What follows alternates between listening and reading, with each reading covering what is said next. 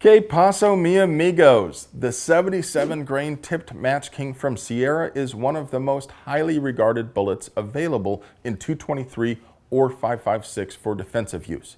It was an absolute unit when I tested it from a 10.5 inch barrel. We'll put a link to that video in the description just in case you haven't seen it yet. I've been recommending the 77 grain TMK without reservation for home defense, but a viewer expressed concern that maybe this bullet wouldn't penetrate as deeply if it were moving faster. Wait, penetrate less at a higher speed, says you? How could that be? It's a common misconception that more velocity always results in deeper penetration. That's generally true for bullets that do not expand or fragment, at least until you reach the speed at which the bullet starts to deform. After that speed, the more velocity a bullet has, the more it expands and or fragments. That means more drag and saps mass from the projectile, which can result in reduced penetration. But it's not uncommon for a bullet to actually penetrate less when velocity increases. So, what do you think? We're going to fire a 77 grain Sierra TMK from my 20-inch Colt AR-15A2 into calibrated 10% ordnance gelatin. The load is the same CORBON load that I used in my earlier short barrel test. Will it chooch deeper, about the same, or less deeply than it did from a barrel about half as long?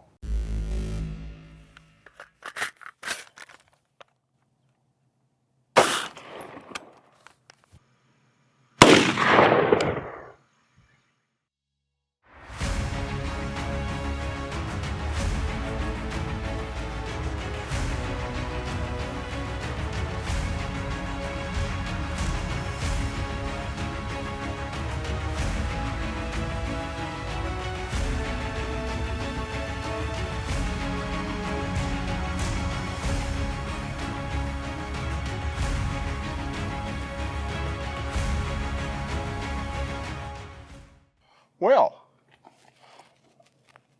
first of all, there's a little piece of the plastic tip that was just sitting on top of the block here. That's kind of cool. I'm really surprised. That penetration is 9.5 inches. That's completely unacceptable. We've been recommending the 77 grain TMK for a while because it's an absolute bomb out of shorter barrels. If you're rocking a 20-inch barrel for home defense, I think that's kind of silly. I know a lot of you guys are fans of the big old muskets for home defense. Don't know why you would be, but you do you, fam. If that's the case, you're going to have to swap out these 77 grain TMKs for something different. If you're rocking a shorter barrel for home defense, they're still the new hotness.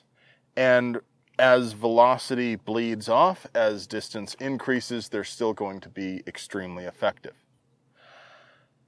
But out of this barrel length, that's a no-go.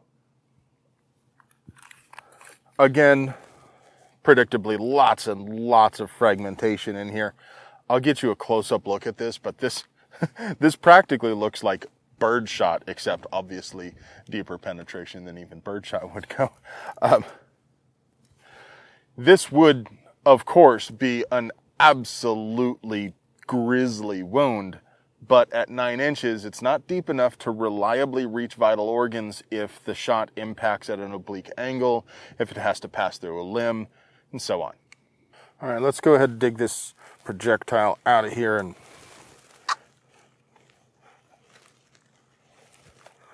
get you a closer look at it. Alrighty then, what did we learn? Were you surprised? I'll admit that I am, a little. Not so much in a general way. I knew that bullets could penetrate less when pushed too fast. But I am surprised that this bullet was able to shed enough mass to reduce penetration to the point that it did. It started out as a pretty big chunk for a 223 bullet. Does this mean that the 77 grain TMK is no longer a good choice for defense? Absolutely not. This remains a fantastic load in shorter barrels, and the downrange performance should likewise be impressive. But the extra velocity of the 20-inch was enough to tear this bullet apart. If you are rocking a short barrel in an environment where you are particularly concerned about overpenetration, this would be one of the best choices available. But this bullet is intentionally fragile. It's clear that it would do poorly against barriers, and my preference is for a bullet that is less sensitive to barrel length. My top recommendations are still going to be 62 to 64 grain bonded soft points such as the Fusion or the Bear Claw. And this type of bullet tends to perform very well through barriers and to continue expanding even at extended ranges. Of course, there are a grip of other loads that perform well for defensive use as well.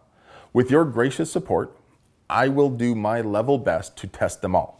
The spectacular high-speed video featured in this video was created with a camera provided by Aimed Research. If you'd like to find out how you can rent a camera just like this one, give them a call.